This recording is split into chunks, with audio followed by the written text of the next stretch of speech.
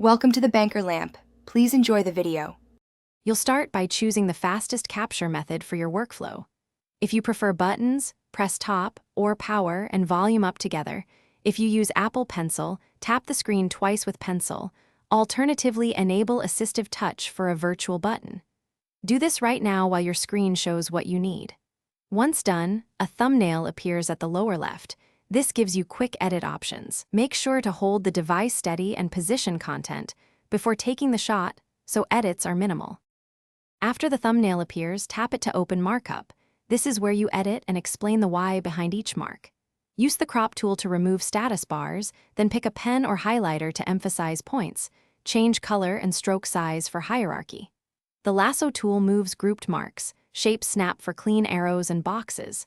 Once edits look right, tap Done and choose Save to Photos or Save to Files.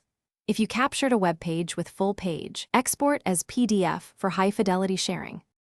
To finish, use the share sheet to send via AirDrop, mail, messages, or upload to cloud storage. Choose the correct resolution and file type.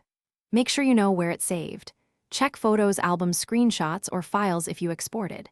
If the thumbnail doesn't appear or buttons don't work, enable Assistive Touch in Settings Accessibility Touch or restart the iPad to reset button state.